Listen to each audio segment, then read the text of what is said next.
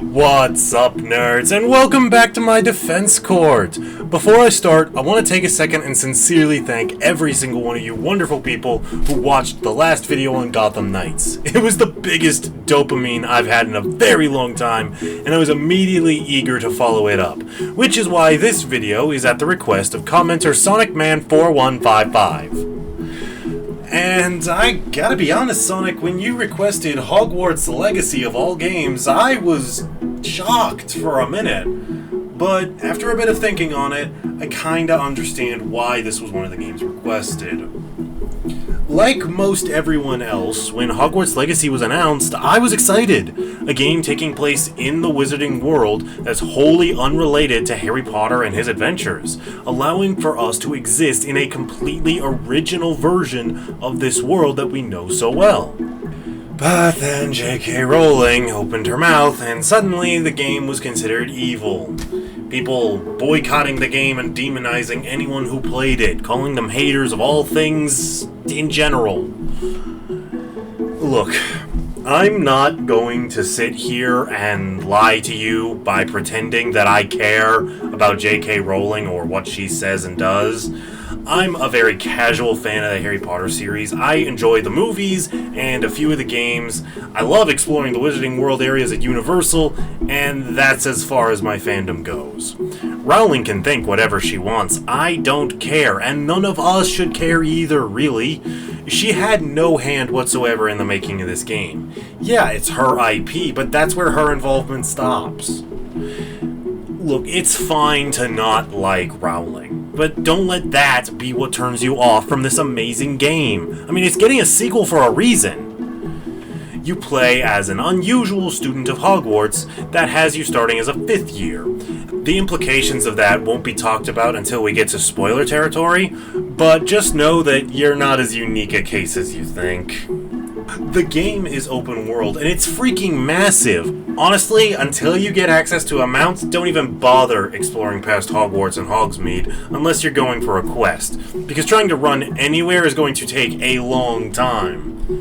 It's also going to be dangerous as you run into various beasts and enemy witches and wizards, as well as the primary enemy faction of the game. While fighting any of them, they may occasionally put up a special kind of barrier, and it can only be broken in one of several ways.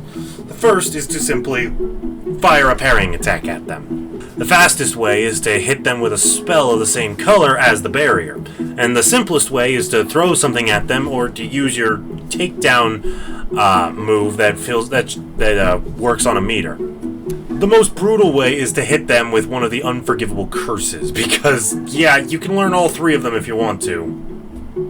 You also, as mentioned previously, will gain access to 2 different types of mounts: brooms and winged beasts, namely hippogriffs and thestrals. Honestly, the 2 creatures are only good if you prefer them to the broom, because the broom is faster, quicker to get, and gets upgraded as the game plays on. Another thing people seem to have as a complaint is that your character is robotic. I've heard some compare his character to Data or 3PO, and I disagree. I feel like they're just polite and soft-spoken. Yeah, sure, they could use a bit more emotion in some of their lines, but I wouldn't say they're stiff or mechanical. Of course. It's the sort of thing friends do for each other, isn't it? On the subject of Protag, I've also heard that they can come off as a sociopath, and after a lot of looking into the matter, I think it pretty much exclusively depends on player input. Turning away from the player for a minute, let's talk about what they'll be doing, namely collectibles. The game has as many collectibles as the franchise has theories, and you don't get anywhere near enough worthwhile rewards for collecting them. Merlin's trials are easily the biggest offender, because they are the only way to increase your max inventory, which is a pretty helpful commodity, I don't need to tell ya. Problem is, for as many trials as there are, you barely get any upgrades in comparison. And it's not the only offender in this regard. Plenty of collectibles, just not worth doing. One last note I had is that people complained about there being so many stairs in Hogwarts. Dude, it's a castle. It's gonna have a lot of stairs. Just sprint and use fast travel, you're good. Okay, I think I've talked about everything that I can without spoiling the game. This is a very big game with multiple plot lines that I will be covering to the best of my ability. However, because this game is so long and I want to keep things kind of interesting, I'm going to be doing the commentary in the form of a video diary. If by any chance you have never seen this game before and are considering playing it, then stop here, play it, and then come back. Otherwise, we'll get started. I'll give you to the count of 5, 4, 3, 2, 1. Your time's up. Let's get gaming.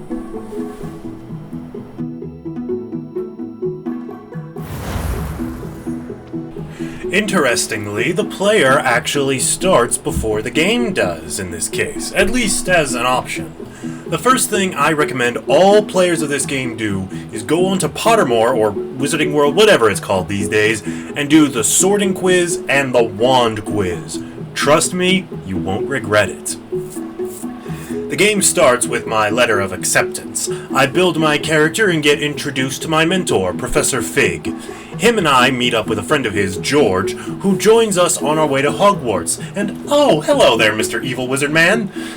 Fig's friend hands him an item that his late wife hurriedly handed off to protect from Ranrock, a goblin who's been leading a revolt against wizard kind. I notice a strange glow that no one else in the carriage can see. The moment I have it in my hands, it opens to reveal a key. We start wondering about what it could— Oh my god, dragon! Thestrals falling!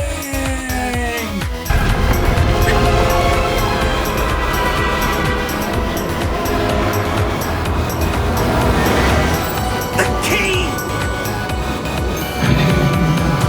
Give me your hand!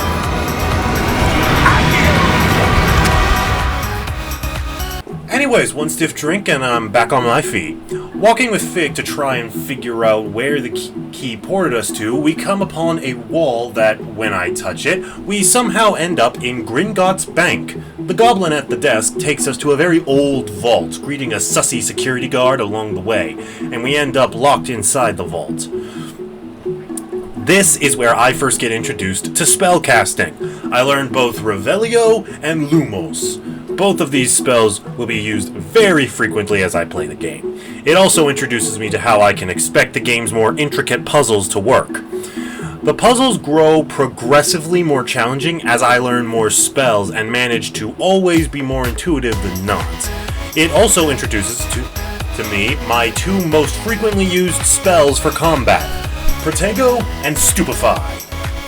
Protego is used to block most attacks in the game, which is followed up by Stupefy, which doesn't deal damage, but it does stun your target for a few seconds. For the few attacks that Protego won't save you from, you have a dodge roll, and the roll is fairly reliable. As long as you're aware of your surroundings, you won't have any issues. I fight my way through some golems and receive both a pensive and a memory in which to use it. Once we dip our heads in, we see two men using a strange kind of ancient magic to build the room that we're standing in right now.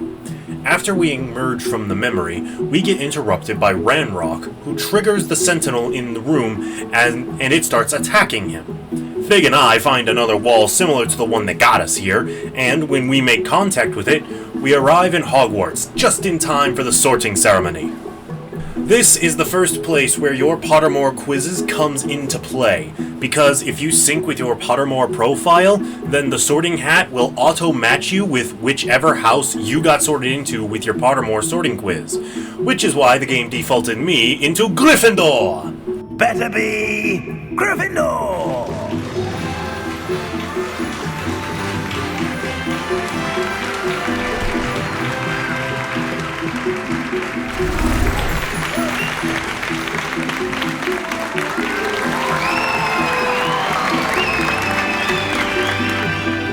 It's during the ceremony that I meet two of the staff, Headmaster Hideous Gynellus Chack, who is awful, and Professor Weasley, who is wonderful.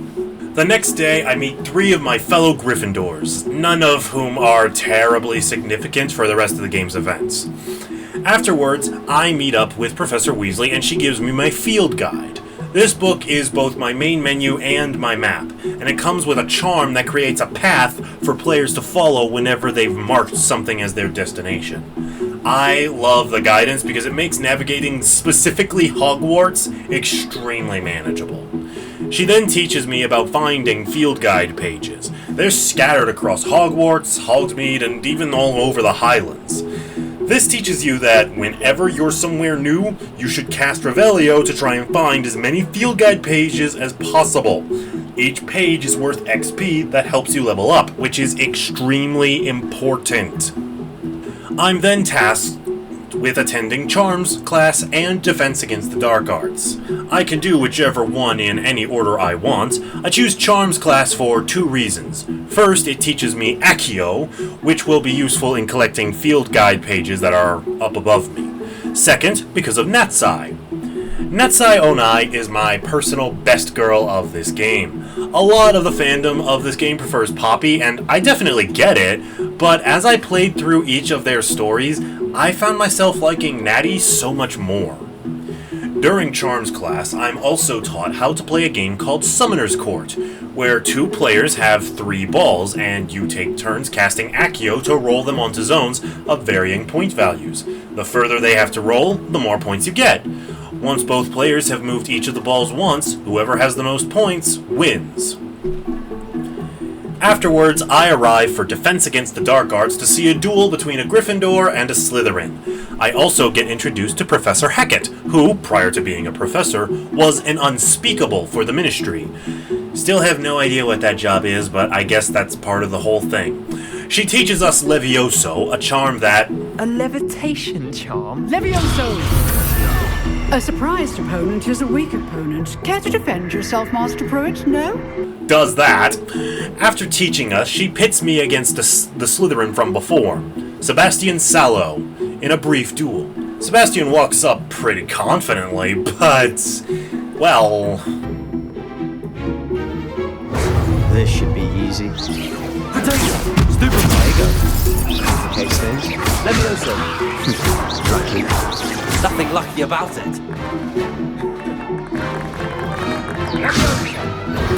Stupid. I know. After class, Sebastian pulls me aside, informing me of a special dueling club that's a complete secret and the professors totally don't know anything about it whatsoever. I go to the spot he instructed me to reach so I can partake in this club and meet the coordinator of a tournament named Lucan Brattleby. He's holding a tournament amongst the students called Crossed Wands to decide which student is truly the best. He pairs me up with Sebastian for our first match, but states that I can duel alone in future matches if I so desire, which I do. A quick and easy win, and I'm off to see Professor Weasley, who's sending me to Hogsmeade to purchase some replacement school supplies, since everything I brought with me got destroyed by the dragon attack.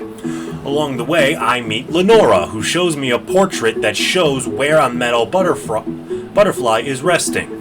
Go to that spot, guide it with Lumos back to the portrait, and you'll be rewarded with a field guide page. These are scattered all over Hogwarts, so they're worth doing if you're ever hurting for XP, which, again, is extremely important. Then I encounter Cressida, who mispronounced a spell of hers, and now all her school books and diary are flying throughout the library, so she asks me to grab them with Accio and bring them back to her, which I happily do. Cressida's a delightfully inventive young lady, so I'm happy to help her out.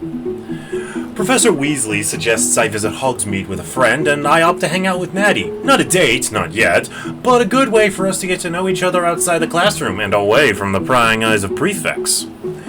Before I meet with Natty at the front entrance, Professor Ronan from Charms class teaches me Reparo, which will aid me in fixing a variety of broken things throughout the Highlands. As I make my way to meet Natty, I help a pretentious Ravenclaw get her gobstones back before informing her that she needs to pull the stick out if she wants anyone to enjoy her company. Once I get all my school supplies, I head to Ollivander's.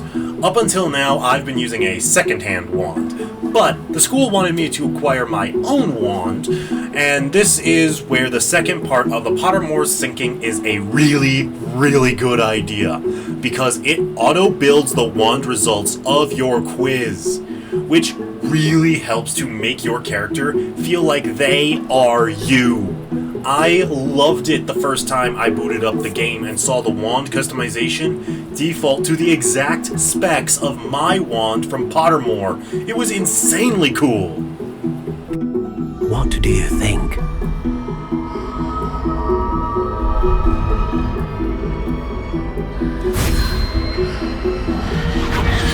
Extraordinary. Another wand, another beginning of a bright and magical future.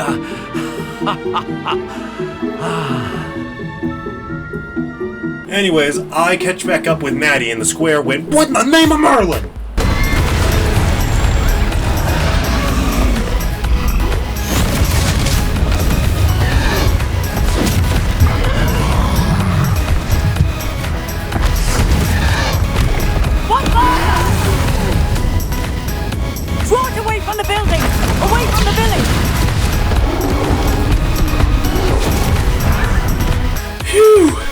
Thank goodness there's only one. Otherwise, we'd be in real... Oh, come on! The troll attacks, and Natty and I do our best to fight back, resulting in me unlocking some of my ancient magic powers, throwing various items at the troll for heavy damage and to stagger it. Eventually, I harness a swell of energy and power that I feel flow into me, and just like that, the troll turns to dust. After helping to fix the damage from the troll attack, Natty and I overhear a conversation between Ranrock and a dark wizard named Victor Rookwood. Apparently, the trolls were meant to be a distraction, so Rookwood could grab me for Ranrock. Hoping that we weren't seen, Natsai guides me to the Three Broomsticks for some well-earned butterbeer, where we meet Sirona. Rookwood bursts through the door alongside his ally Theophilus Harlow.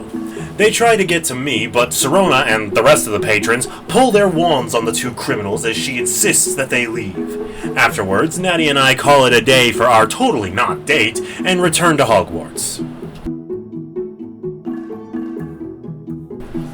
The next morning, Professor Fig writes to me, saying he's got a lead on the locket we retrieved at Gringotts, and to come right away. Once I reach his office, I explain that the armor the trolls were wearing had the same glow on it that the dragon had when we were attacked in the carriage. He explains how he discovered a map of Hogwarts, and I point out that there are traces of ancient magic hovering over the restricted section in the library. Fig instructs me to work on Professor Hegget's assignments first, before he guides me into the restricted section. As part of her tasks, I take part in the super secret dueling club tournament that she definitely doesn't know about and learn Incendio. It's essentially a short-range flamethrower and one of the hardest hitting spells in the game. I won't say why yet, but make sure you always have this spell ready to cast at a moment's notice. Just trust me. As I make my way back to Fig, I meet Duncan, who's being bullied over his fear of puffskeins. Having been bullied a fair bit in my life, I was determined to help him.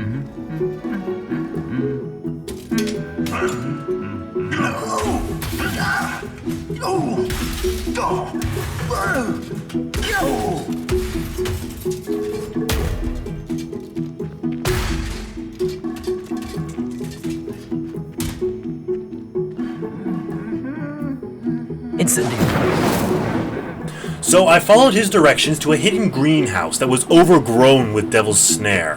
Wicked dangerous, but proper use of both Lumos and Incendio made traversing the place much safer.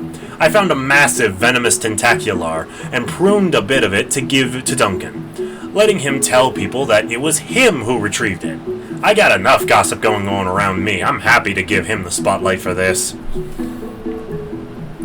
Fig is about to instruct me on next steps when Head Blaster Whack comes in and demands Fig for something or other, postponing his ability to help us for a while. That's when I remember Sebastian. Someone as crafty as him just might be able to help me sneak into the restricted section. Thankfully, he's all too happy to help and teaches me the disillusionment charm to help sneak past prying eyes, We make it past the prefects and the librarian and get into the restricted section. While we search, I learn that Sebastian has a twin sister named Anne who's been cursed, and he's snuck in here before to try and find a cure before the curse kills her. Before too long, we're caught by Peeves. If you've only watched the movies and never read the books, Peeves is a poltergeist that lives in Hogwarts. He exists purely to cause mischief and mayhem for anyone and everyone. He's pretty obnoxious. Sure glad there's no other poltergeists. Epic foreshadowing! Sebastian hurries off to take the fall for me, insisting that I keep going and find whatever it is I came to find. As I make my way deeper in, I find an archway in front of a pool of magic. When I interact with it, I'm sent into a small dungeon-like area, solving puzzles and fighting through guardians until I find a book hovering over another pensive. The book opens to pour a memory in before disapparating into my inventory. I view the memory to see the two men from the previous memory, along with another man and woman, restoring a dying hamlet that was suffering from drought. A little girl had seen them and could see the swirls of ancient magic, just like I can. The memory flashed forwards to when that girl is a student at Hogwarts. She's dressed in unassigned robes, but personal guess? I'm betting she's a Hufflepuff, with a chance of her being Slytherin, but I'm not confident in that one. Anyways, her name is Isadora Morganach, and she, like me, started school at Hogwarts as a 5th year, and we learn that Professor Rackham did the same, and he can also see these traces. Not only that, but he and the other professors in the room can all use the ancient magic and promise to teach Isadora as well, provided that she keeps to her studies. Soon enough, Fig tells me he finally managed to finish whatever Knack had him doing, and I go to report what I found. He quickly starts turning through the pages and notices that some of them are missing. He instructs me to focus on my schoolwork and my friends while he studies the book's contents as he goes to the ministry. After talking with Fig, I get a letter from Natsai asking to meet her in Lower Hogsfield. But before I do, I head back to Lucan and compete in the final round of Crossed Wands. Accio. You're better than that! Potato. Stupefy. Leviosa. Incendio. Oh, there goes my way.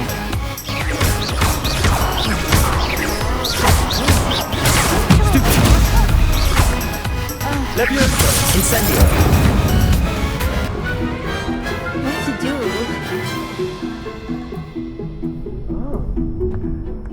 What a victory! You've won the tournament! I'm just pleased to have done as well as I did. And we're pleased to have such a gracious champion. After being named the champion, the dueling club disbands, I guess, because there's no more dueling club anything after this quest is complete, which is such a disappointment. I mean, there's so many ways they could have utilized the dueling club as an excuse for extra content just for the players' amusement. Battle challenges, survival trials, anything. But no, just done, over with, and forgotten. Hoping to forget that disappointment, I attend Defense Against the Dark Arts, and Professor Hecat teaches me Expelliarmus. Useful for staggering any humanoid opponent, but pretty useless against beasts. Once I finish my studies for the day, I head over to Natsai and I tell her the truth about how I arrived at Hogwarts.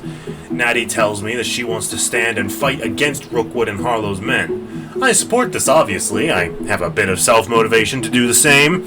She thanks me for supporting her and tells me that she will send an owl when she has more information. I'm about to leave when I hear something off in the distance. I follow the sound and see Rookwood's stooges harassing an old woman. They try to intimidate us, but, well...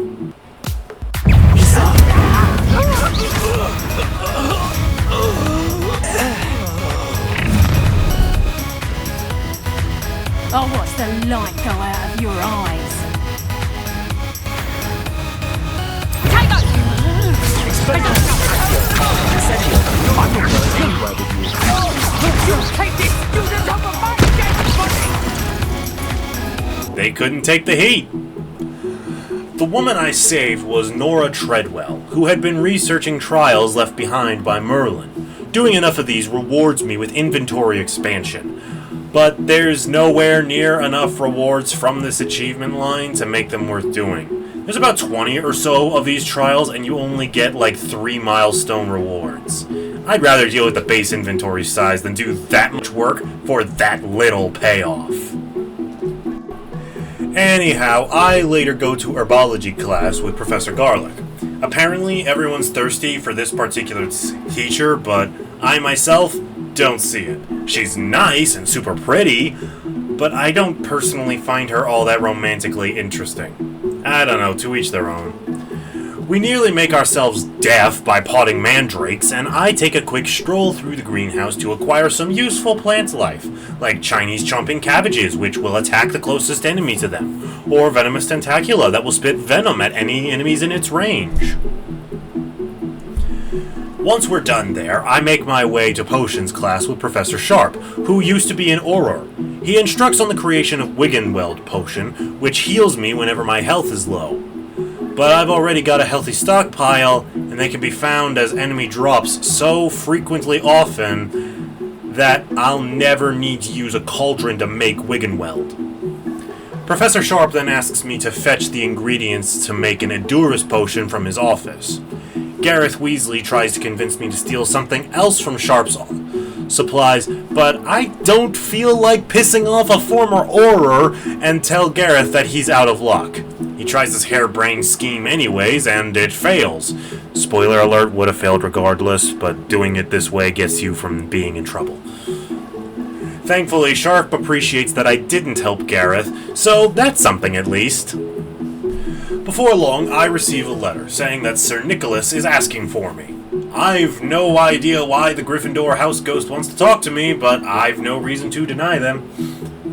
On my way, however, I was challenged to a game of Summoner's Court by Leander Pruitt, arguably the worst Gryffindor I've ever seen. Beating him is far from challenging, but he did at least put up a fight, so that's worth some amount of respect. Summoner's Court, the ever-changing game. Accio.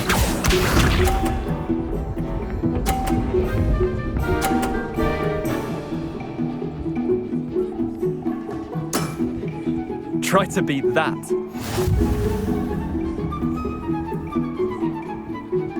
Accio.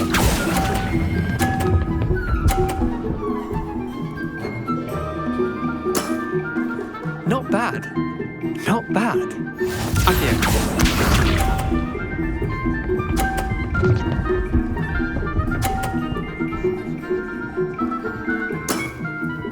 Nothing to it.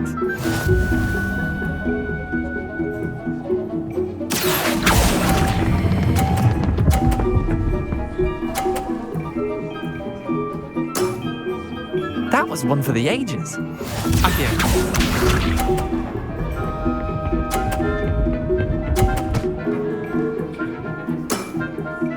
All in the wrist. Accio.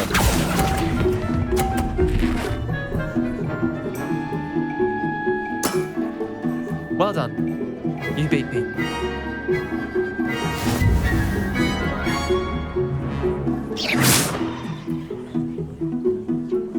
He informs me that others will challenge me as I continue to improve before I head off. Gareth flags me down, asking for my help in acquiring billywig stings for some weird new butterbeer recipe of his. He guilt trips me pretty hard for not helping him during potions class, so I do it more to shut him up than to actually help him. I take an underground passage that provides a perfect opportunity to get some practice in with Reparo as I make my way to Honeyduke's to requisition the ingredients I need. After that, I flew powder back to Hogwarts and tell Gareth not to come to me ever again. This guy was Fred and George's inspiration. I can feel it, and that's an amount of trouble I don't want anything to deal with. I reach Sir Nicholas, and he offers me a fairly simple arrangement. I procure some rotten roast beef for him to present to the Headless Hunt, and he'll arrange for me to speak with a ghost that knows about the missing pages. I grab the putrid thing from the kitchens, and we make our way to the Hunt's gathering site. The leader of the Hunt points me in the direction of Richard Jackdaw, somebody who, once upon a time, was a student at Hogwarts that lost his head and died in pursuit of something that the pages depicted. As he guides me towards where he died, he explains to me that, evidently, Peeves had ripped the pages out. Your guess is as good as mine on to why, and Jackdaw managed to swipe the pages when Peeves wasn't looking. Upon finding the entrance, I'm ambushed by Ranrock's men who try to take me down, but... Aren't you a little far from home? Ranrock knew you'd eventually lead us to whatever it is you're hiding. Taking out last thing! No! I will make you pay. Adorable. Anyhow, I work my way through the puzzles and eventually catch up to Jackdaw's remains, where I grab the pages and see that beyond the room I was presently in lay a large subterranean structure called the Map Chamber. Here I meet the portrait of Professor Rackham, who instructs me to place the book on the pedestal. I explain to him that I don't have the book with me presently, and he explains that I cannot be told more until I return with the book. I turn to leave only to discover that the map chamber is directly below Hogwarts. Professor Fig isn't back yet, so I'll just have to focus on my classwork for the time being until he gets back with the book. After completing a series of assignments for Professor Sharp, he teaches me the spell Depulso, which blasts an enemy away from me with concussive force.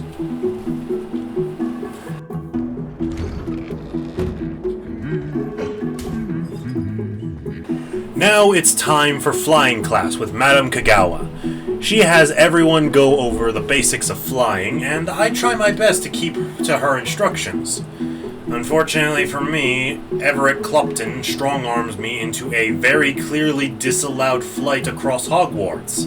In an effort to guarantee that we get caught so this moron can get the berating he deserves, I follow him as slowly as I can get away with, making certain that Kagawa will see us. Sure, I'm costing Gryffindor some points, but I'm making sure I bring Everett down with me.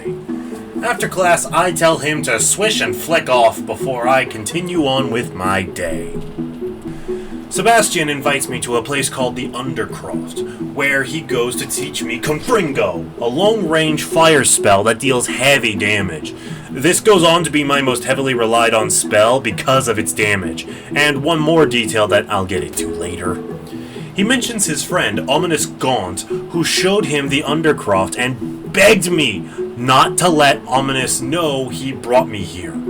I give my word, but sadly, Ominous is right outside as I leave the Undercroft. Ominous is understandably angry at Sebastian and starts threatening me. I do what I can to reassure him that there's no need for the threats, and I am happy to keep this place a secret, as well as the fact that Sebastian meant no harm, but he's not being terribly reasonable. Hopefully Sebastian can smooth things over with him, because I got lots more to do today. Oh, right, now that I have access to the map chamber, I can allocate skill points that I've been getting every time I level up. Which begs the question of why wait to give me this ability? It would make more sense to gradually increase the things I can upgrade as I unlock more of the game than to have me start late on skill points. Anyways, these skill points can upgrade your spells and potions, even giving certain spells additional curse-like properties, which majorly helps in battle, let me tell you. Remember Confringo? I upgraded so that when it connects, it shoots out embers at surrounding enemies to blast them as well, making Confringo ideal for crowd control, which is going to come in very handy in the near future. I was on my way to Hogsmeade because the potion shopkeep wrote to me for a favor, but before I reach him, I was flagged down by Albie Weeks, a broom salesman who also is working on upgrades for his brooms. So we came to an agreement. I would purchase one of his brooms and test it against time trials and then report back. In exchange, he would notify me the moment he has the upgrades available. I jumped at the opportunity, as having access to flight would expedite my travel time exponentially. After acquiring the broom and reporting the first time trial results, I make a quick delivery to a potion seller on the behalf of J Potions. It's a few miles down the river of Hogsmeade. After the delivery, I returned to Professor Sharp, who taught me Diffindo, which can slice through multiple targets in a row once upgraded. Then I received an owl from Professor Weasley, asking me to meet in the astronomy tower. Apparently she has a place for me to study that's away from prying eyes. As I wait for her, I stumble onto the Room of Requirement, and am forced through a very long and very slow tutorial on how every annoying little detail about the room works. I like the Room of Requirement well enough. It's extremely convenient for plants and potions that you can use in the game, as well as something else that'll be introduced later, but for whatever reason, the game's pacing for these tutorials are painfully slow, when it realistically would only take someone 10 minutes of goofing around and finding out, at most, to figure out how the room works. The room is also how I get introduced to Deke, a charming house elf that works at Hogwarts and a personal friend to Professor Weasley. Once Professor Weasley is finally done with me, I do some gardening for Professor Garlick, who rewards me with Wingardium Leviosa. It's basically Levioso, but allows me to move what I lift around freely. Best way to use this is in combination with Accio. Hold the summoning charm until the object reaches me, and it allows me to automatically cast Wingardium Leviosa without the need for manual input. Shortly after finishing up with Professor Garlick, I get an owl from Fig saying he's returned, so I sprint to his office to hurriedly tell him everything that's happened with Jackdaw in the map chamber. Fig and I make our way down to the map chamber and place the book on the pedestal, and the main floor lit up like a Christmas tree with ancient magic, showing a detailed map of the entire region surrounding Hogwarts.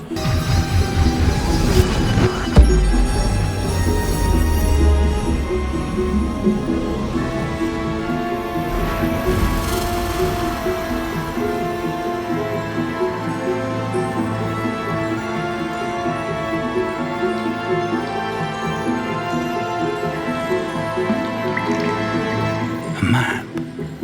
There's Hogsmeade. And over here, the Forbidden Forest. And, of course, Hogwarts. It's magnificent.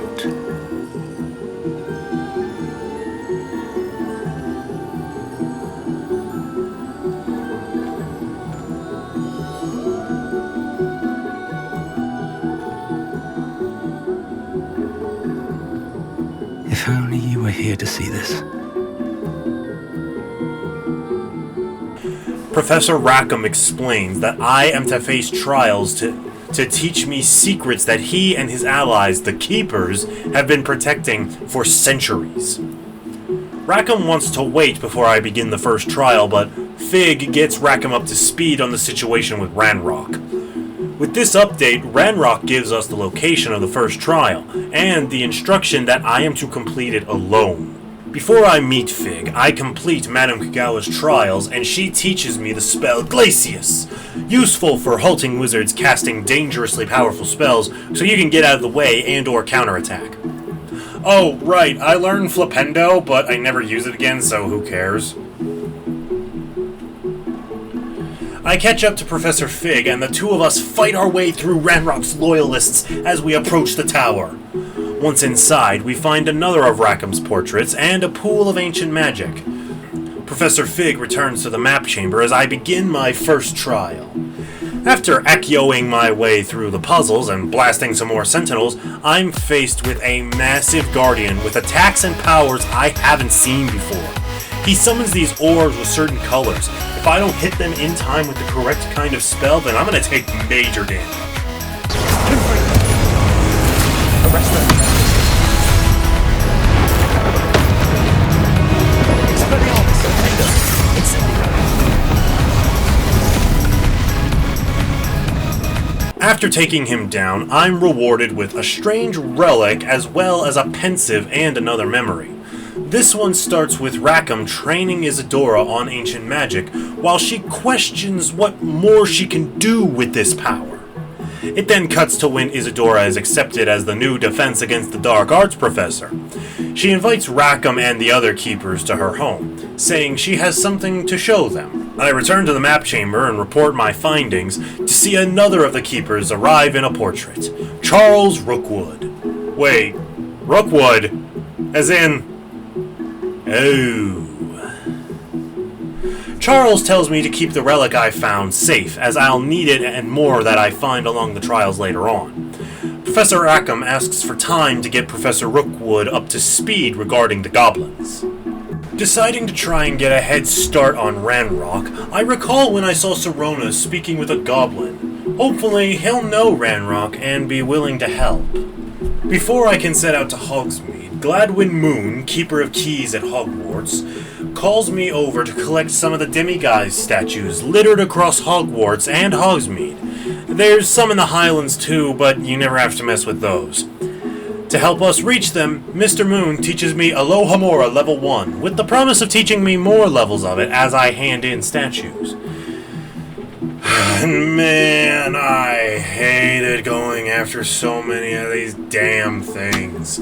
You can only collect them at night, otherwise they're uninteractable. Thankfully, however many of them there are, you only need to collect 19 of them in order to complete the quest. Once I learned that, I abandoned the demiguise statues completely. Turns out the man behind these statues is someone that Mr. Moon used to bully back when they were students at Hogwarts. I told him that he was no better than Moon, since he's terrified of demiguises, and that he should go talk with Gladwin.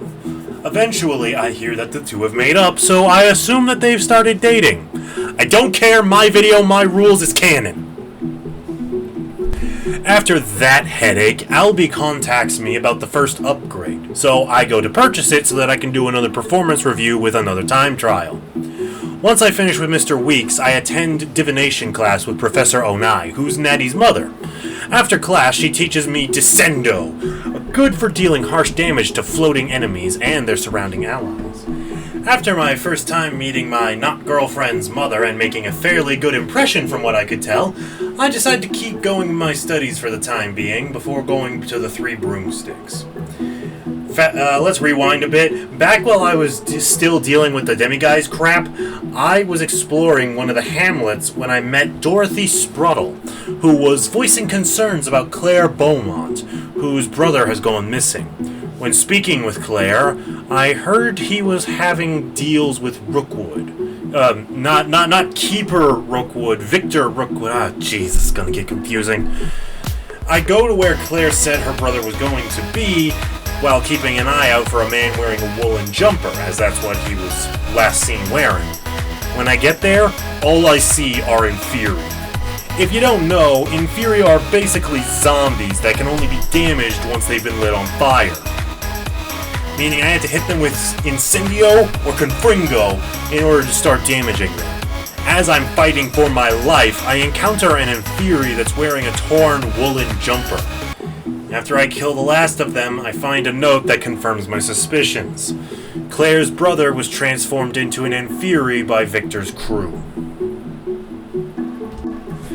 I have the option to lie to her, to tell her that her brother's living a new life, but I just can't bring myself to do it. She deserves to know the truth, even if it's the worst possible news she could have gotten. It can't be.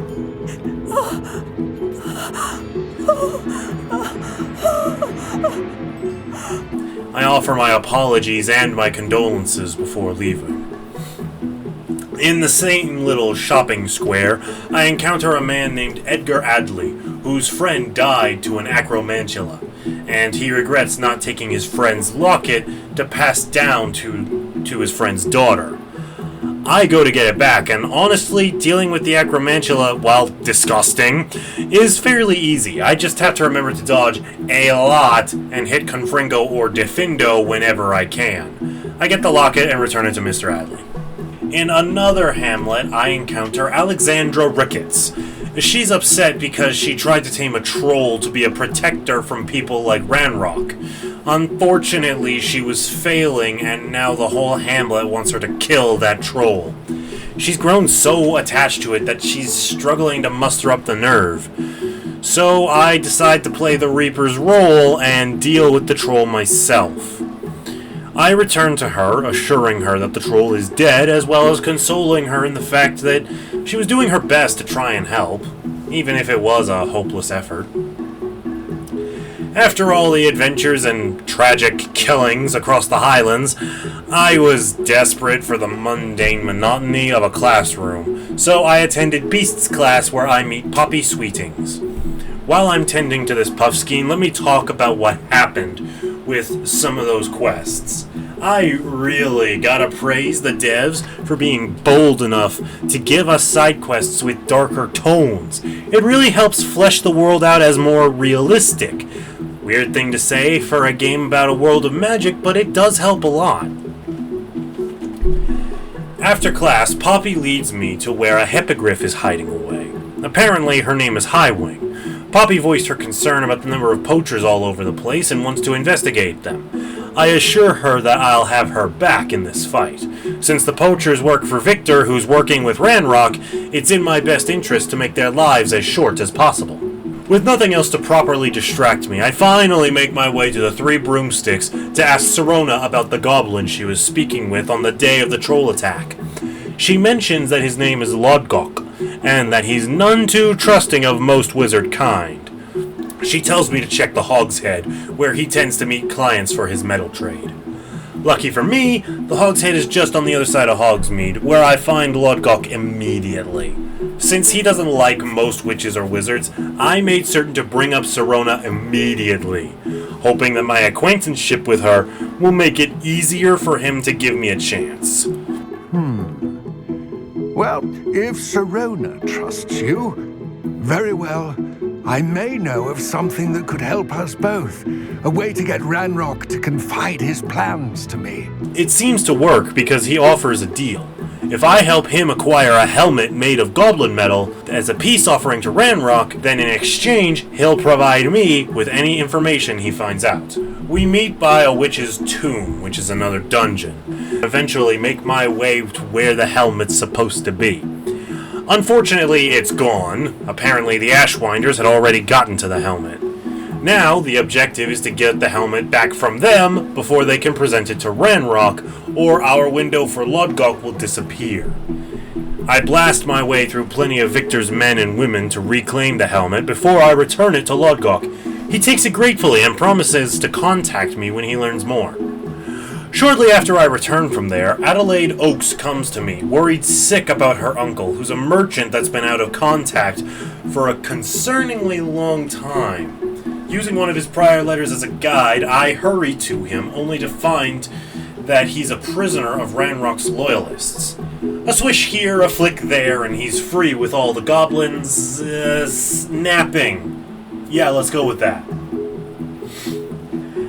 Honestly, I've been working myself to death lately, between classes, fulfilling my magical destiny stuff, the side quests, not to mention the gallons of blood on my hands. So I decided to pop by the Three Broomsticks for some well-earned butterbeer. By the way, if you ever go to Universal, you should totally buy their butterbeer. It's freaking delicious. This video is not sponsored, but if they hit me up, I'd do it in a heartbeat. Anyways, after drinking a few dozen rounds, I head outside to overhear a man grumbling. I approach him and learn his name is Ackley Barnes. Apparently he was part of some business venture until his partner cut him out of the deal. He asks me to procure his partner's prized possession, a venomous tentacular, and bring it to him. He's being annoyingly persistent, but he is promising monetary gain, and I just so happen to have a venomous tentacula that I wasn't doing anything with anyways. So... Very well. I'll see what I can do. Excellent. I shall be right here. All I ask is that you bring me the venomous tentacular. Remember, I just need that venomous tentacular. Mr. Barnes will only get in trouble going down this path. I need to find another way to get him a venomous tentacula.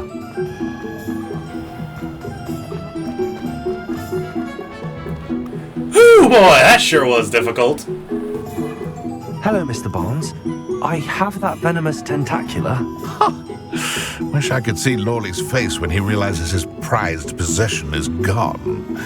We'll see who's volatile now. Well done. I'll take it off your hands now.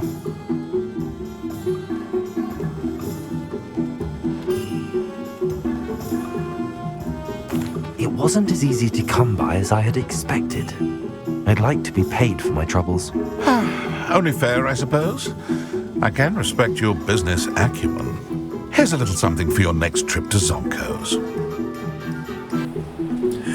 After that nonsense, I retire back to Hogwarts and beat Samantha Dale at Summoner's Court.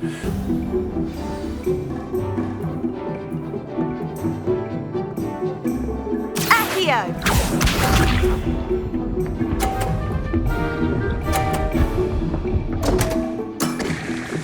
What was I thinking?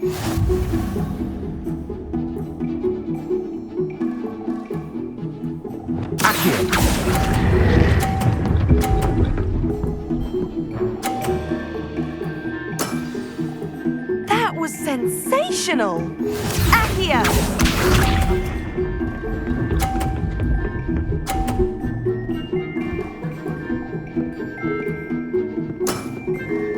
Yes!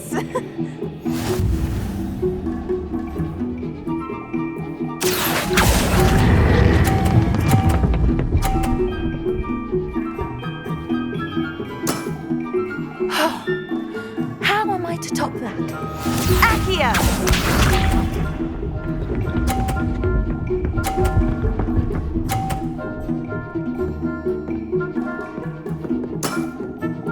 Yes!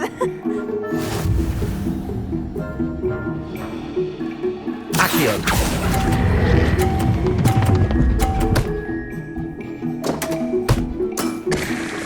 That's not what I needed. That settles it, then.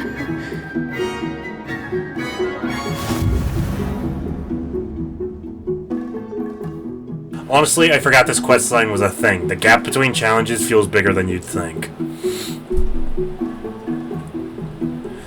Upon making it back inside, I go to the room where Deke is waiting for me with a knapsack, which is used for collecting and transporting magical beasts. I only bring it up because that's how I transport my beast mounts when I get them. After that distraction, I get a letter from Sebastian inviting me to visit his sister with him in Feldcroft. I fly over on my broom, and as soon as we're introduced to Anne, we are unfortunately also greeted by his uncle Solomon. Prior to entering the home, though, Sebastian explains that he believes a goblin spotted Anne while they were doing something untoward, told her that children should be seen, not heard, and then placed the curse on her. Solomon is a piece of work that I have complicated emotions about. On the one hand, he's been put in a terrible situation where he has to accept the fact that his niece is going to die and there's nothing he can do. On the other hand, he treats his nephew like he's freaking Lord Voldemort. Genuinely, I can say that I hate the man, but I'd rather just be uninvolved with him than do anything about it. Sebastian takes me to where Anne was cursed, hoping to learn more about why it happened, and maybe discover a clue as to how to cure her. It's here that I discover a wizard portrait that's clearly been deliberately attacked. The scorch marks obviously came from a wand-based attack. That's when I recognize the location of the ruins I'm standing in. They're from one of Rackham's memories. This was Isadora's home. At this point, I come clean to Sebastian about everything. The Keepers, ancient magic, my ability to see and potentially wield it, everything. Obviously, Sebastian is more than a little skeptical. Don't blame him, really. We go further into Professor Morganach's home and find one of those stone passageway things that leads straight to the Undercroft.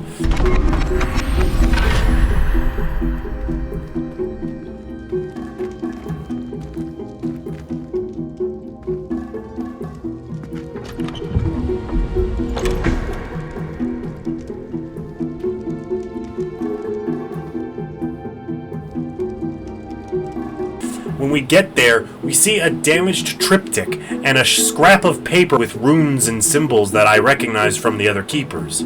Sebastian agrees to help find out more about this triptych.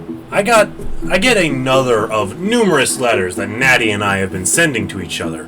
She's not quite ready to go public yet, and tells me to meet her after dark. Unfortunately, I learn upon arrival that she wanted to meet at Farrelbarton Castle to deal with the Ashwinders. But that doesn't mean it's off the table for afterwards. So I figure we'll see where the night takes us. Natty followed Harlow here to steal a letter that contains incriminating evidence that could put both Victor and Harlow away for good. So, we sneak inside to discover the poachers have Highwing and are trying to corral her. Natty goes after the letter while I chase after Highwing to save her and any other beasts I come across. I take advantage of the situation by making a diversion of myself, attacking any Ashwinders I see as loudly as possible to draw attention away from Natty. I manage to reach Highwing and another hippogriff just in time for Natty to catch up to me. We take flight and escape from Harlow with the letter in hand. The controls for flying beasts is identical to flying a broom, so it's easy enough to get the hang of. Natty and I say our goodbyes, and I receive a letter from Sebastian. Well, that was quick. I meet him and Ominous at the Great Hall, and when I arrive, they're in the middle of arguing. When Ominous leaves, Sebastian tells me that Salazar Slytherin apparently has a scriptorium hidden somewhere in the castle. Doesn't surprise me, it's far from the worst thing he's hidden here. I try to caution Sebastian, saying that the dark arts are feared for good reason, but he won't have it. He's convinced that the scriptorium could hold a solution for his sister. He declares that he'll change Ominous's mind about helping us find it, and I head out. Not gonna lie, starting to worry about Sebastian's lack of sense of awareness. Later that night, I attend astronomy class. Aside from seeing some fun constellations, it really wasn't all that noteworthy to me. Natty gets back to me rather urgently, saying that she's found someone who's being harassed by Harlow, so we go to approach him, hoping he'd be willing to testify. Unfortunately, we learn from the man's wife, Mrs. Johanna Bickle, that he's dead, killed by Harlow, and her son Archie is missing. Natty and I immediately rush to find the kid, locating him inside an Ashwinder's tent. Apparently, he witnessed Harlow killing his father, and they kidnapped him, likely blackmail to keep Johanna in line. We get him back home straight away, and Mrs. Bickle tells us some other people who are being harassed and or threatened by Harlow and his men. Natty says that she'll look further into the names, and I give her a ride back to Hogwarts on my broom. I meet up with Sebastian to see how he's doing. He says that Ominous is being adamant against helping him get inside. Against my better judgment, I offer to try and persuade him. Sebastian leads me to where Ominous is. Ominous mentions that his aunt, the only member of his family that he ever actually liked, died inside that scriptorium. Again, even though I agree with Ominous that this is a bad idea, I managed to convince him to help us. We enter the scriptorium and solve some puzzles until we reach a narrow hallway that makes its instructions clear.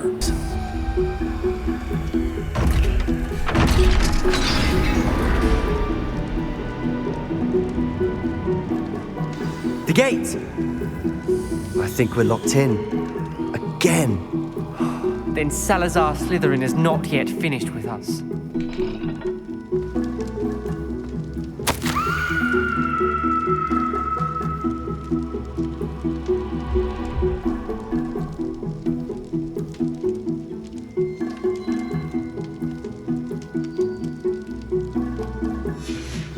Ominous. A skeleton. And Noctua's last journal entry. She mentions being trapped here, blocked by an unforgivable curse. Cast Crucio and escape. Lucky for us, Sebastian knows the Cruciatus curse, a concern for a different time, I suppose. He offers to teach me, but I insist it'd be better if he just casts it on me and get it over with. I mean, it's only as severe as the caster's intent, right? I mean, how bad can it...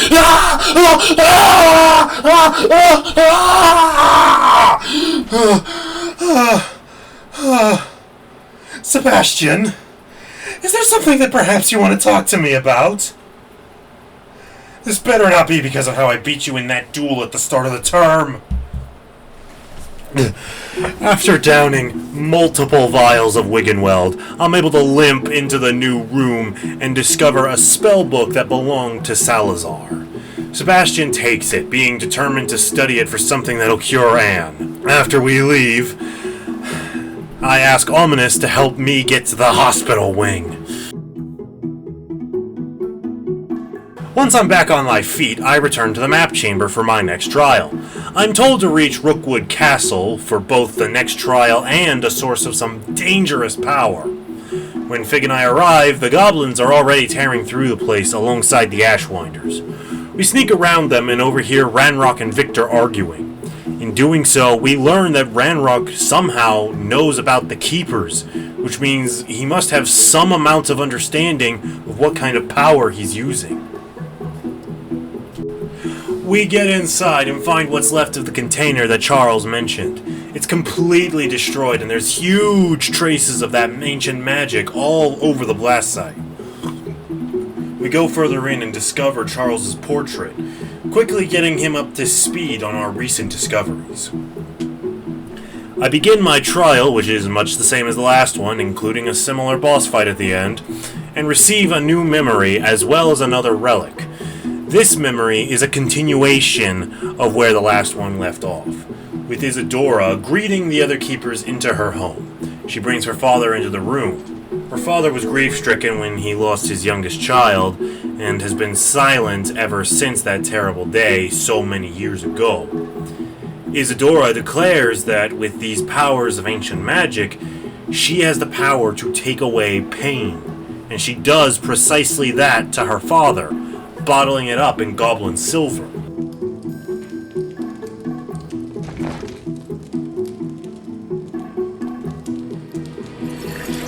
Isadora.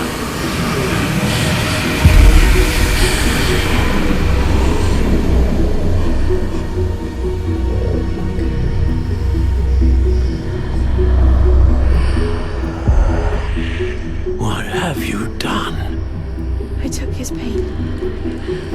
However, dark traces pour out of the father as she does so. The keepers are deeply concerned and the vision ends. I return to the map chamber and report my findings. I am then introduced to former headmistress Nymph Fitzgerald. She explains that the next location of my trial needs preparation, mentioning what a supreme ass Headmaster Crack is. We get a time skip, and now it's winter in the Highlands! I kick the winter semester off by completing Professor Howland's assignments to learn Bombarda, a more concussive version of Depulso. With that out of the way, I celebrate by beating Grace in Summoner's Court.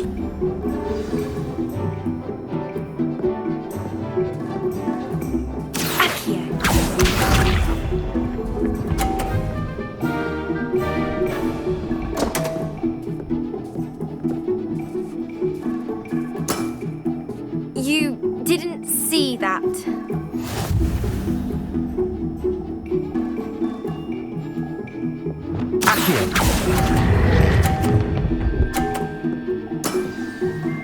What a remarkable shot!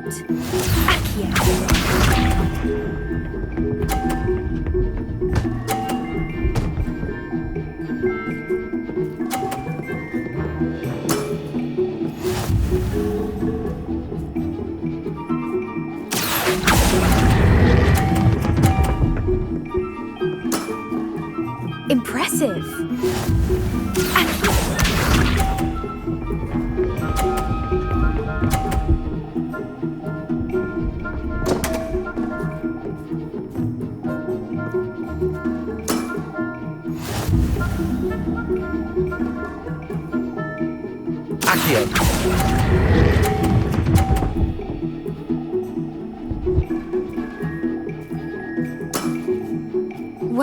It appears I've been bested.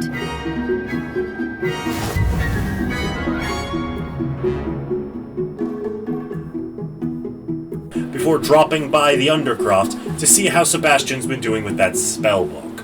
He's clearly made a lot of progress on deciphering it and mentions a lost relic that supposedly can reverse dark magic curses, meaning, as you can no doubt guess, this relic shall be Sebastian's new obsession from this point onward. He wants to keep Ominous out of it, but I disagree. I need as many voices of reason as possible. Thankfully, he walked in right at that moment. Sebastian states that he doesn't regret a thing he's done, but Ominous is terrified. He desperately wants to stop Sebastian before he does something that can't be undone. And I can't help feeling the same way. But I know I can't stop him. So the best thing I can do right now is to stick with him and hope that I can reel him in when I need to. Poppy asks me to meet her north of Hogwarts, so Highwing and I make our way there. Poppy's learned that the poachers have orders to capture me, and voicing her interest in helping if I ever need it. She goes on to mention something called Horntail Hall, which is some kind of secret location for the poachers. She believes it might be nearby, so we set out to try and find it. As we search, we stumble upon a poacher's camp with a goblin metal collar similar to the one worn by the dragon that attacked my carriage. We keep following the path until we find a poacher tent that reveals itself to be Horntail Hall, which is a dragon fight pit. We start sneaking through the place to find a way to shut it down. We reach the lower levels and encounter a dragon egg that we retrieve. We also find a huge dragon that's being tortured by the poachers. We blast the bejesus out of them and undo the restraints of the dragon. Reinforcements show up to try and kill us, but they've got way more immediate things to worry about than Poppy and I right now.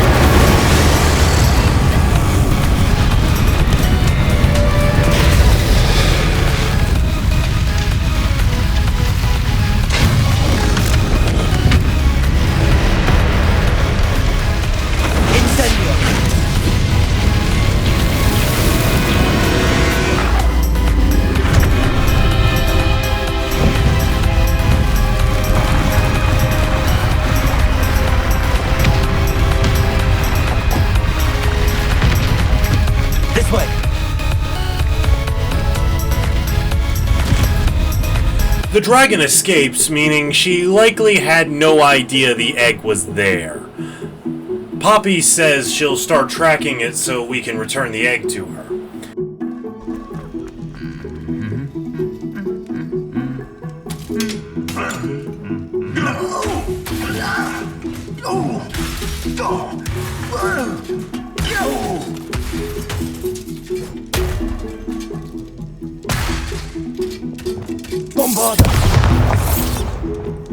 Sebastian contacts me saying he's got a lead on the triptych as well as Lodgok. Apparently his plan with the helmet didn't work, so he's calling me to investigate a mine and that I'll need someone who understands gobbledygook. Luckily, a classmate of mine, Amit, mentioned to me once that he does speak gobbledygook. Strangely enough, I also got another letter from Sebastian, this one about his sister. Apparently she's getting worse, and so he wants me to meet him at the catacomb near Feldcroft.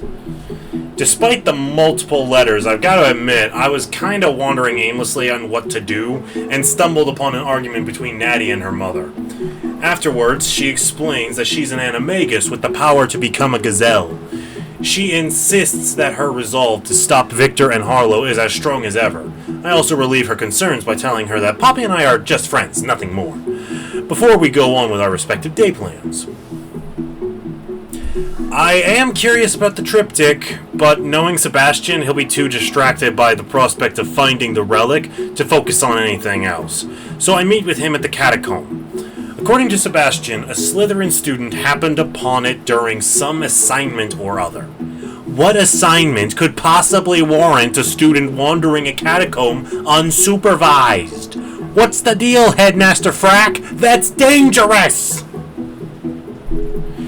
Anyhow, we enter the catacomb, casting our way through an army of spiders, and as we get closer, Sebastian offers to teach me the Imperious Curse. Okay, dude, that's 2 of the 3 unforgivable curses that you are capable of casting. What is your deal? I tell him, in no uncertain terms, no siree diddly bob, and then get back to finding the relic. When we find it, it comes with a note insisting that the relic not leave this tomb. I try to push the idea onto Sebastian, but he ignores me, and we make our way to Feldcroft. Unfortunately, it's being attacked by Ranrock's loyalists. Sebastian and I jump into the fray, striking them down as hard as we can. Just as the battle's about to end, though...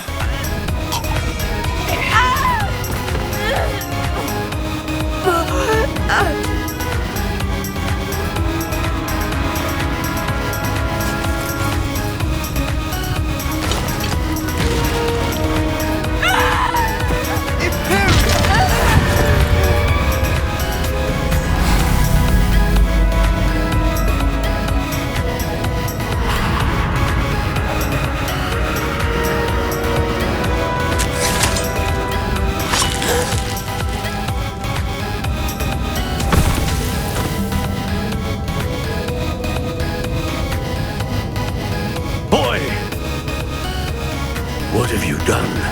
Oh, son of a banshee, this is going to go real bad real fast. There was little time to react, but it was an unforgivable curse. I acted in the moment. That's all. Expelliarmus, de Levioso, Depulso, Flipendo, Accio, Glacio, Defindo. Any of these spells could have saved her without the need of making a goblin unalive himself. Solomon exiles Sebastian from Feldcroft, and while I still hate this guy, I'm kinda on his side with this one. It's an unforgivable curse, my guy! Sebastian and I make our way to the Undercroft. I went out of my way to keep us as far away from the other students, and especially the professors, on our way down there. Sebastian is fuming. I tell him to take some time to breathe and calm down for a while. Frankly, I needed to take a cool down myself, so I had to Hogsmeade, just kind of walking about, when I get flagged down by a house elf named Penny.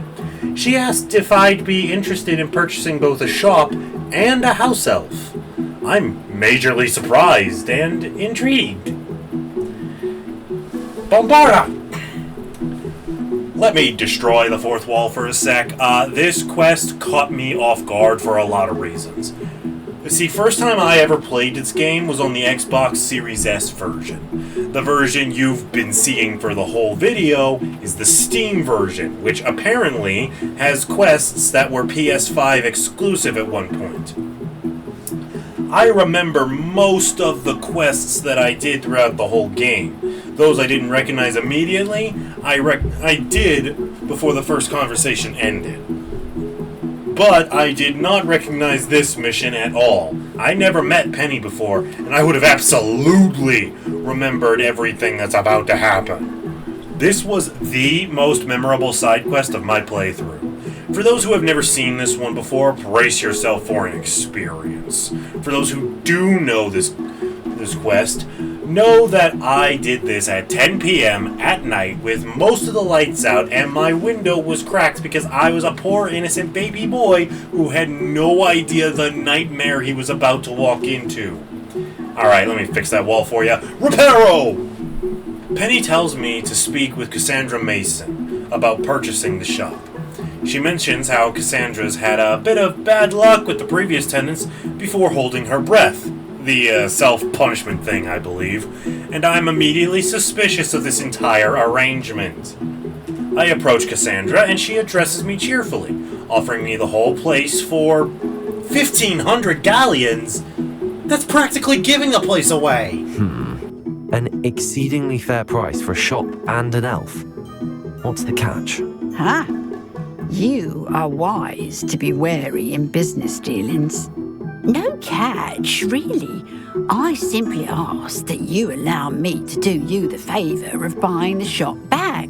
At a discount, of course, should your efforts fail. She gives me a chance to consider her offer, which I use as a moment to set up a backup save because I suddenly don't trust anything that's happening.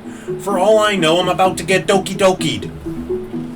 I buy the shop and Cassandra asks me to fetch something of hers from the back of the shop. I enter it and arrive at a box that, I kid you not, my first instinct was that it's a boggart. But it's actually a passageway into a massive space controlled by... Oh no! Listen, I'm not going to go into detail on what happened inside that box. It was largely just psychological horror puzzles and blowing up mannequins. I was getting so confused, I needed my friend Tyler Crux, check out his channel by the way, to come into a call and help me out. Anyhow, after spending over an hour in that godforsaken hell, I head to Officer Singer and report everything that just happened. We get to Cassandra's home and she walks out with her wand already in hand. Okay, this is not gonna go well. Promising.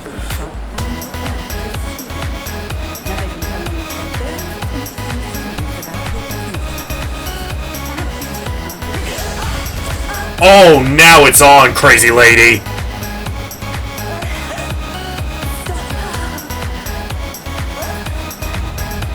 Take this!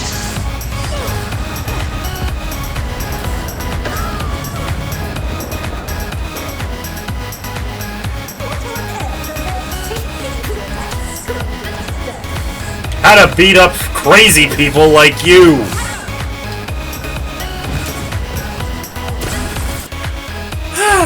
That was cathartic. Anyhow, the shop is mine. The poltergeist is placated, and I never want to do that questline ever again for the rest of my life.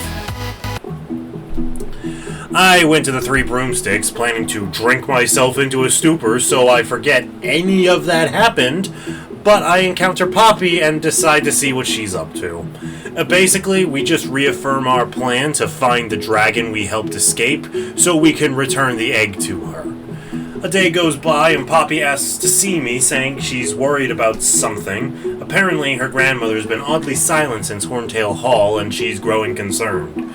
In other news, she's got a good lead on where the dragon is, so we head out straight away.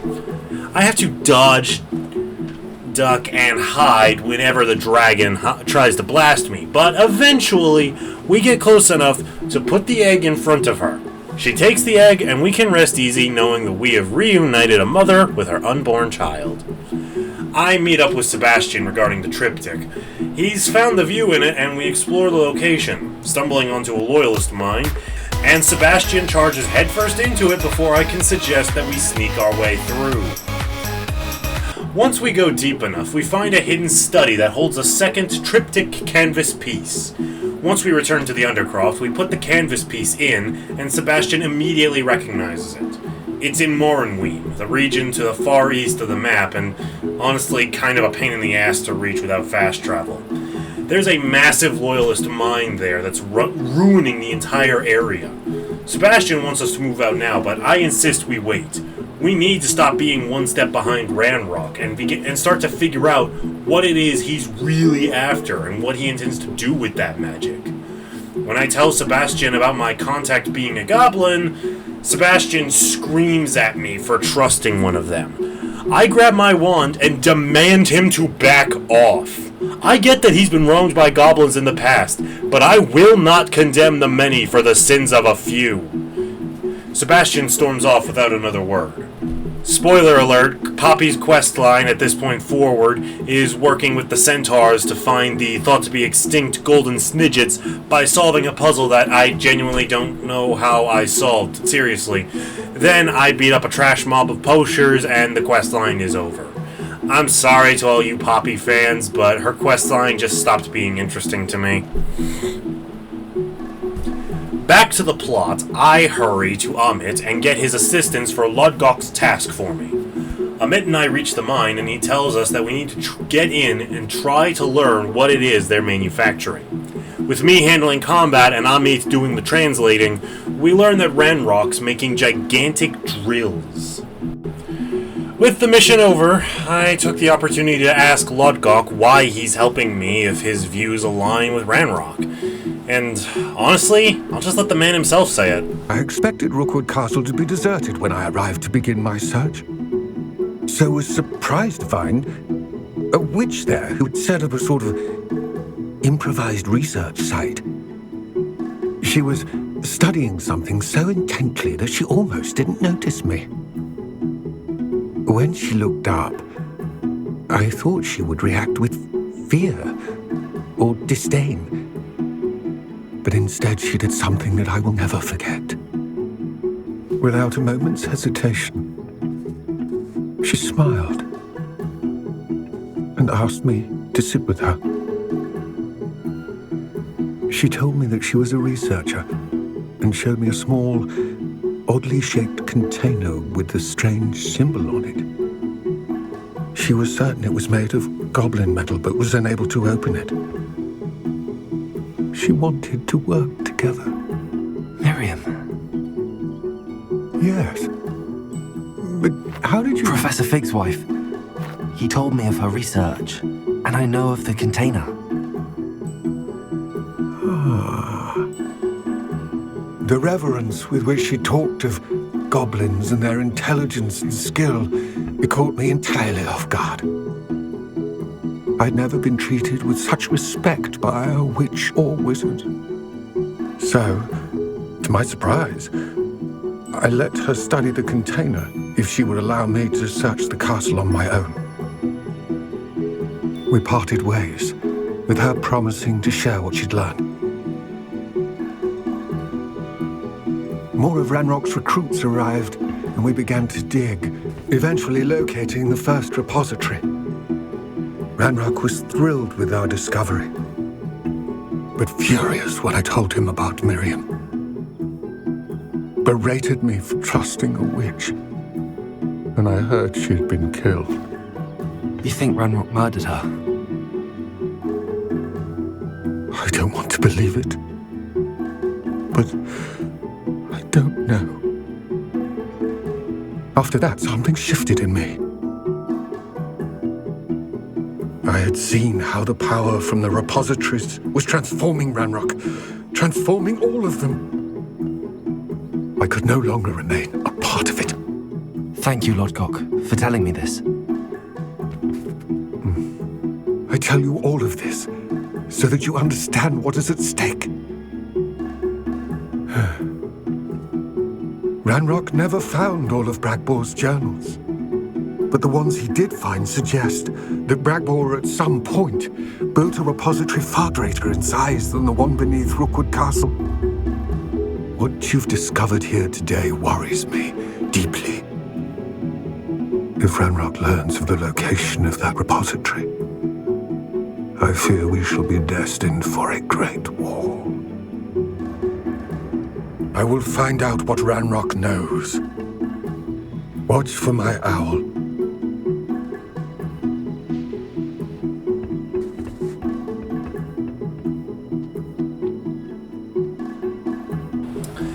Natty asks me to meet her outside of Hogsmeade, where she tells me all of the people being harassed by Harlow are in the village right now, and to meet her outside the Hog's Head afterwards. So I go and speak with each one.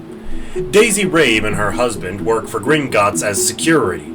They kidnapped her husband, ensuring his safety in exchange for some help in stealing from the vaults.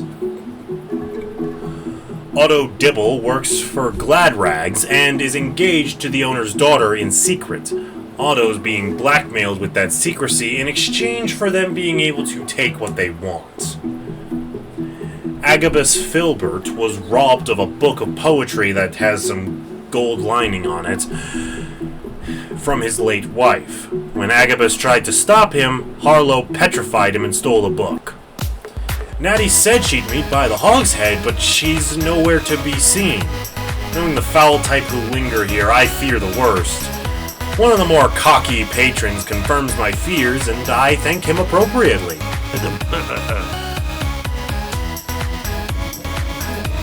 Instantly. Bombarder. Finger. Lucky for me, the only place they could hide her is the cellar beneath the Hog's Head. I critically wound and torturously injure every single witch and wizard that gets in my way as I search for Natty, and hopefully Mr. Rave, and the stolen belongings as well. As luck would have it, I find all of it, as well as the 2 prisoners. Mr. Rave needs his wand to undo the locks, which is easy enough for me to retrieve. Once Natty and I are free, we escape and report everything that happened to Officer Singer. She says there's nothing she can do, so I send an owl to the Ministry, reporting Singer as a corrupt Auror on the payroll of Theophilus Harlow because she has not done anything to convince me otherwise. What happens to her from this point forward, frankly, isn't my concern.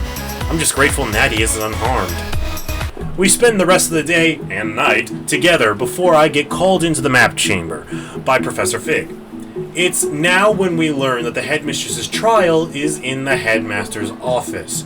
With Headmaster Dak being whack, we need someone with a knack for sneaking in. Jokes aside, Fig has a polyjuice potion to turn me into the headmaster, already prepared. A lot of questions there that I'm just choosing to ignore.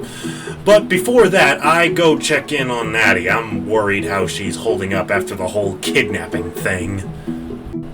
As we talk, she opens up that her father was also an animagus with a giraffe form.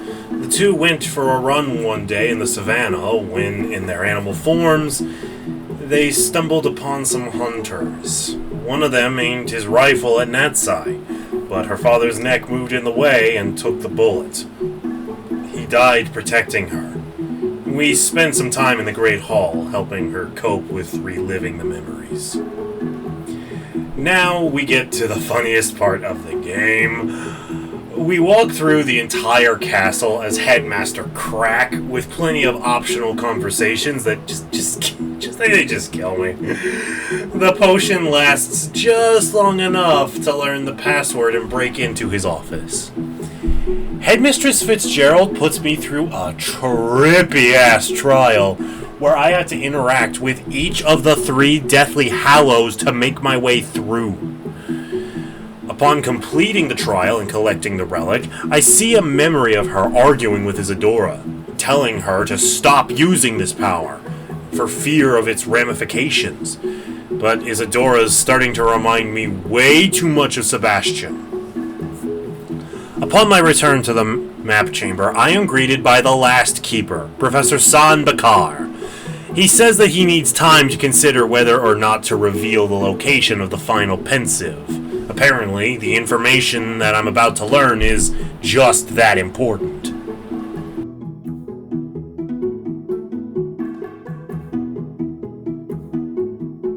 Sebastian writes to me, apologizing for his reaction from before, and asks to meet me at the location of the final canvas piece.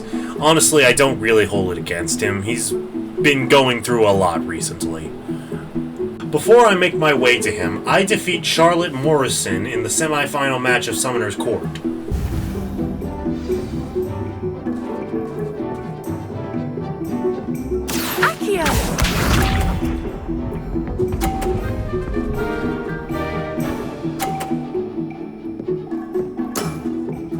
Precisely as planned.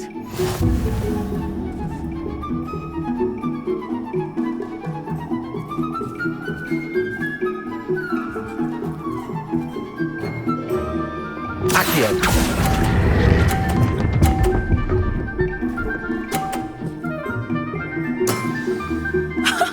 Sting me with a billywig. I'll never top that. Accio.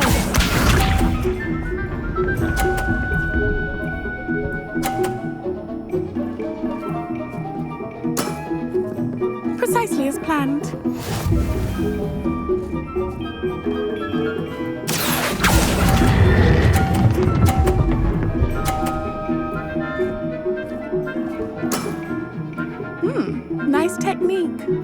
Accio!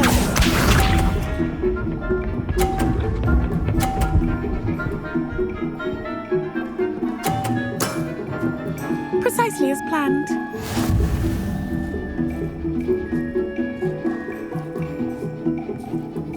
Accio!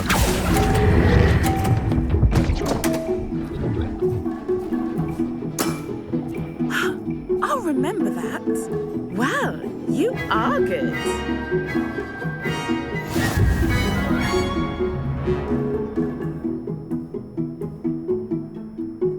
After purchasing the final broom upgrade, I raced to Feldcroft to meet with Sebastian, who's arguing with Anne. And I'm glad I showed up when I did, because Anne echoed from Sebastian that the relic we found requires a dark sacrifice? He never mentioned that to me! I'd like to think that I'm not planned to be the sacrifice, but after that Crucio encounter, I can't be sure. We also learn that we're short on time. Solomon's planning on leaving Feldcroft, likely in parts to try and hurt Sebastian even more than he already has. And judging by the scowl on his face, it's working. Sebastian says he's going to convince Ominous to help with the relic and curing Anne, but I just mentally translate that as be prepared to do damage control between these two. I tell him that we should let Anne rest before making our move, and go for the last canvas piece in the meantime. He agrees, and we set out. Once we arrive, I get Sebastian up to speed on what I've learned, and he starts accusing the keepers of not trusting me. I try and explain to him that it's not that simple, but he's just not having it, twisting the conversation back to saving Anne. I tell him that I'm better off doing this alone if he's going to be a floppy-wanded Dementor buggerer about it. This seems to ground Sebastian again, at least somewhat, and we sneak our way up to the mine. The moment we reach the front of the mine, before I can even raise a disillusionment charm, Sebastian's fired a bombarda right into the middle of them, forcing me to cover him so he doesn't get himself killed. I force him aside after the battle and demand an explanation, but all I hear from him is the thinking of a dark wizard. I'm getting more and more concerned about my friend, but I need these answers, so I press on. The further in we get, the worse he becomes. Finally, I pin him to a wall, point my wand to his throat, and make my point crystal clear. Sebastian, you are not helping me in any way. If you cannot learn to calm the hell down, I am knocking your ass out and leaving you here. He finally takes a breath and agrees to follow my lead. As we make our way through, we get attacked by a troll, which would be more intimidating if this wasn't like the 30th troll I've fought since I started this journey. Anyways, we beat the crap out of it and grab the last canvas piece. When we return to the Undercroft and put the last canvas piece in, a pensive and memory apparate into the room. Sebastian and I dip our heads in and we see her showing the keepers her ability to remove pain, followed by a conversation with Bragborg, a goblin that crafted the repositories the goblins are seeking out. The moment Sebastian starts talking, I instantly regret letting him see any of that. He's begging me to learn how to do what Isadora did, despite the fact that we know nothing about the risks of such a procedure. I managed to get him to settle for me promising to bring it up with the keepers, ignoring the fact that I was crossing my fingers behind my back. I want to save Anne too, but nothing about Isadora's methodology sits well with me. I gotta be real, I'm a little staggered mentally after everything Sebastian and I just went through, but Ludgok's letter snaps me out of it. It says he's found one of the drills and intends to destroy it. He invites me to aid him, but he says he won't wait for me. Ranrock is dangerous, and Ludgok doesn't strike me as a fighter. I grab a handful of flu powder and flume myself as close as they can get me before racing the rest of the way on my broom. No sign of Ludgok as I approach or enter, choosing to believe that's a good thing as I fight my way through the goblins and manage to destroy the drill. That's when I get confronted by Ranrock himself. That is unfortunate. No matter, we will build another. I found this one lurking outside. Rookwood forces Ludgok to hand over a book intended for me, the last of Bragbor's journals. This is when we learn that Ludgok is Ranrock's brother. right before Ranrock kills him and the tunnel collapses. I'm forced to leave Lodgok's body behind as I desperately escape from the cave-in. I flume back to the common room and get a letter from Natty asking me to meet in the Great Hall. Perfect. Some good food and company is exactly what I need right now. Unfortunately, her mood is even worse than mine is. Seems her father's death is weighing heavier on her than normal today. My own problems forgotten for the moment, I comfort her as much as I can for as long as she needs. She kept blaming herself for her father's death. I give her all the reassurance I can, and I could tell it helped at least a little bit. Just as I think I can finally start to bring my mood up a bit, Ominous writes me a very urgent owl. Apparently, Sebastian's run out of patience and is starting the ritual now. I sprint out of the halls, blasting the doors open, gonna hear about it from Professor Weasley for that one, and hop on my broom, flying faster than I ever have before. I've let this go far enough. I have to stop Sebastian now before he does something terrible. Ominous and I enter the catacomb, burning our way through legions of Inferi as we try to find Sebastian. Soon enough, Ominous remembers that Anne's going to try and find Solomon. He reveals that Sebastian is somehow using the relic to control the Inferi. Solomon will get Sebastian expelled or worse if he gets the headmaster slack. So, Ominous hurries to Hogwarts, trying to get to the headmaster first. This won't be pretty, but I need to stop Sebastian, whatever it takes. So I go further in. When I find him, he's surrounded by Inferi, but they aren't attacking him. Shockingly, that's even more disturbing than if they were. Before I can get a word in, Solomon blasts into the room and destroys the relic, letting the Inferi loose to kill us all. And now I'm fighting against 3 opponents. I'm trying to keep Sebastian from landing any lethal blows on Solomon, trying to protect Sebastian from Solomon's spells, and trying to protect them and myself from the Inferi. I get that I'm the protagonist, but this is just a bit much, don't you think? Unfortunately, during the fight, I chose the worst possible second to turn away from Sebastian because he cannot be healed, Sebastian. You must stop. I won't let her suffer. Avada Kedavra!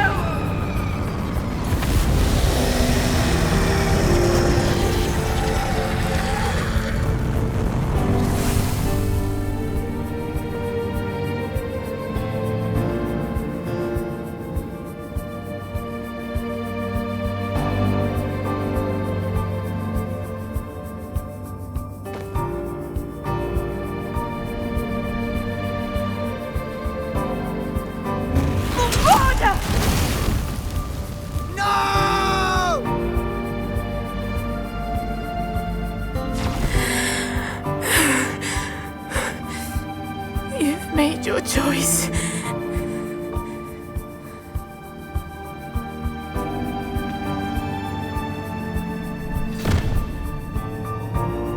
Oh, Anne. What have you done? What do you mean, what has she done?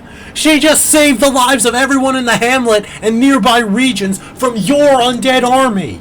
I must get out of here.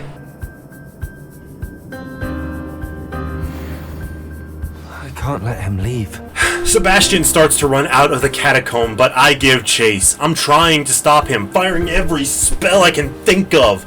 But whether it's tears in my eyes, exhaustion in my muscles, or the fact that he at least used to be my friend, I just can't seem to land a solid hit on him. Even when I finally have him cornered outside, he's still trying to defend himself, acting like murdering one's own family is justifiable. He starts to leave, and frankly, my body's just too worn out to chase him any longer, and I watch as he leaves. Unfortunately, there's no rest for the wicked. Fig tells me that Professor Bakar is ready to send me on my final trial. Professor Rackham tells me I'll need to know how to handle beasts for this trial, and they're right. When I arrive, it becomes clear I need to tame a Graphorn and lead it here to open the way. The Graphorn I find is known as the Lord of the Shore and puts up a good fight, but I'm able to keep up. Soon enough, though, I remember something Poppy told me, and rather than continue the fight, I bow my head in respect of the Graphorn, in which he returns the bow and allows me to mount him. I then bring him to the trial's gate, which opens the way forward. With that, I pass my final trial and retrieve the final relic. The memory shows that Isadora took more than just pain from her father. And the Keepers learn that she's not only doing this to people like him, but on her own students. They confront her at the repository that we haven't found yet. Isadora's clearly gone off the deep end, blinded by her obsession with this dark power. The Keepers are forced to fight and kill Isadora. Now that I've proven myself to the Keepers, I'm to turn the relics over to Mr. Ollivander so he can craft a wand that will serve only one single purpose. I waste no time and hurry to Ollivander's. Upon the wand being made, I'm immediately interrupted by Victor Rookwood. After Ranrock got the journal, he cut Rookwood out, so now he's looking to align with me. But I have no interest in letting him anywhere near ancient magic. And then, that's when he says something that catches me off guard. The arrogance. Should have known better than to try and reason with a child. I've always said, children should be seen and not heard.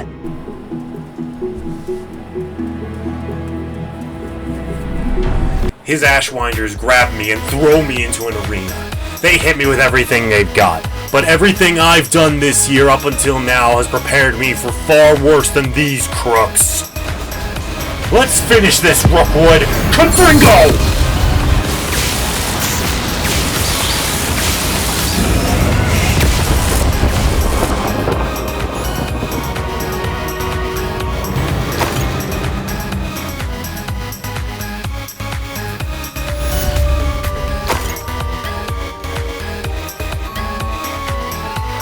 Believe it. Rookwood's reign is finally over. I need to send an Alternati right away. Fig and I make it down below the map chamber and make our way to the repository.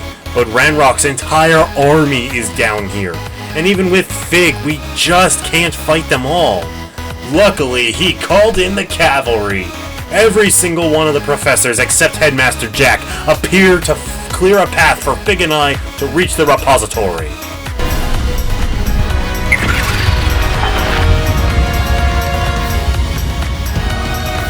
The goblins have somehow evaded the castle's defensive charms. Stand up this way! We shall make quick work of them!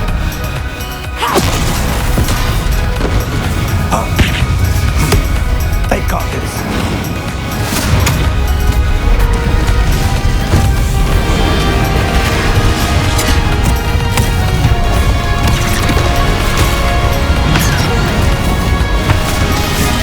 You are now the keeper of whatever power it holds. What do you intend to do with it? I plan to leave the repository as it is. I'm pleased to hear that. I've been thinking. What is it, Professor? I spent all year trying to keep our journey a secret from everyone, including Professor Weasley.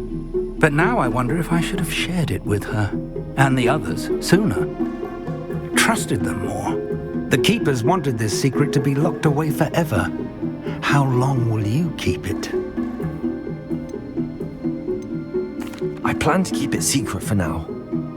But in time, when I'm ready, I plan to tell those I trust everything and accept their help.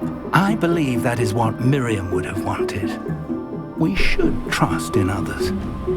If anyone can rise to this challenge, my friend, it is you. We're interrupted by Ranrock wielding the wand of Fig's deceased wife, confirming he's the one who killed her.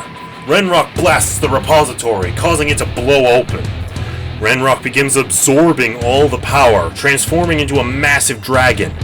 With his follow-up attack, he destroys the ground from under our feet. Fig's nowhere to be seen, but I've no time to worry about it. My final face-off with Ranrock has come, and I hit him with every ounce of power I hold, with every spell I've ever learned, and using the knowledge I've gained. From my teachers, from the Keepers, and from my friends. This is for Miriam! This is for George! This one's for Luck-Duck! This is for Fig! And this one, Ranrock. This one is for you. Confringo!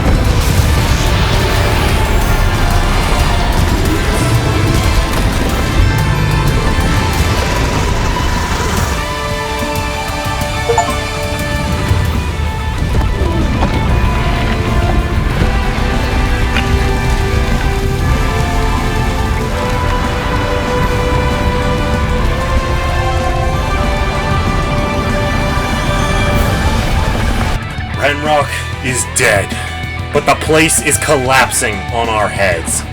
Fig appears and helps to hold it up just long enough for me to unlock the full extent of my strength as I repair the repository and stabilize the tunnels. I place Miriam's wand in Fig's hands, sitting beside my mentor as I listen to his last words. Miriam would have loved you, my young friend. The wizarding world could not be in more capable hands.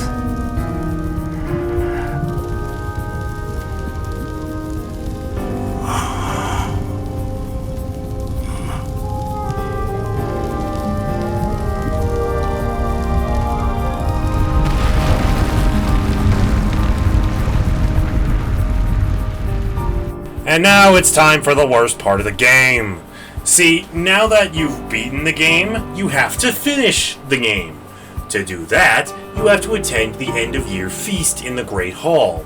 In order to do this, you have to be level 34.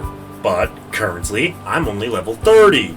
And the grind to get 4 more levels takes, and I'm dead serious here, another 4.5 hours of mindlessly collecting pages and collecting trivial challenges throughout the game. You get XP from completing main quests and side quests. We're fresh out of story quests, but luckily for me, there's still some plot lines that aren't over yet. The first chance I got, I went to Sebastian and told him what I discovered when I fought Rookwood. This causes Sebastian to rethink everything he's been believing since Anne was cursed. I can tell he's starting to think clearly for the first time in a very long time. I hurry to where Natty asks to meet me. She received a letter saying that one of the witnesses wants us to go receive some information that'll arrest Harlow. Except we can suss out this trap fairly easily. Despite that, we both walk into it eagerly. Singer won't let this be handled the official way, so that leaves us with only one option. And I've decided that I'm done holding back. I've been restraining myself in combat because I enjoy doing it and want to let the fights last as long as I can get away with. But I'm no longer amused. Thunderbrew Potion, Mandrakes, Chinese Chomping Cabbages, Venomous Tentacula, everything I possess in plentiful amounts to destroy these Ashwinder fools! After wiping out the first wave, Harlow finally confronts us himself with the second wave. He tries, but nothing he does is a match for my overwhelming resources and abilities. It's over, Harlow! Bombard off!